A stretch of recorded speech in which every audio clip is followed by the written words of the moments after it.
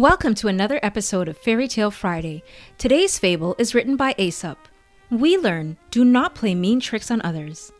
The Fox and the Stork is a warning to anyone who likes playing tricks on their friends. As the story explains, if you play tricks on others, you must expect them to do the same to you. There once was a mean fox who liked playing tricks on his friends. One day, he thought of an especially good trick to play on Miss Stork. He sat at his kitchen table and carefully wrote her an invitation to dinner that night. Miss Stork was flattered by his invitation. She had never been to Mr. Fox's house before. How kind of him, she thought, and went out to buy a new dress for the occasion.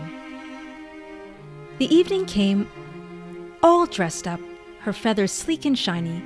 Miss Stork knocked at Mr. Fox's door. "Come in, come in," smiled Mr. Fox. "Dinner is ready." Miss Stork eagerly sat down at the table, and Mr. Fox brought in 2 dishes of steaming soup. The smell was quite delicious, and Miss Stork's mouth began to water in anticipation. Mr. Fox hungrily lapped up his steaming soup. But, try as she might, Miss Stork couldn't drink a single drop. Her narrow beak was far too long for the shallow bowl. Mr. Fox looked up from his empty bowl. "I'm so sorry. You don't appreciate my fine cooking," he said, with a sly, greedy grin. "Let me help you." And in no time at all, he had gulped down Miss Stork's soup as well. Miss Stork was absolutely furious at Mr. Fox's trick, but she didn't let her anger show. "Mr. Fox," she said, smiling sweetly, "you have been so kind. Do please join me for dinner at my house at the same time next week." Then Miss Stork flew home, very hungry indeed. The following week, Mr. Fox arrived promptly at Miss Stork's house. He was wearing his best suit and his shiniest shoes and carried a large bunch of stolen red roses. "Do come in," said Miss Stork, smiling.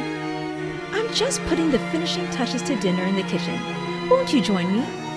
Mr. Fox watched keenly. He licked his lips. He was absolutely ravenous. Then Miss Stork poured the soup into 2 tall jars with long, thin necks.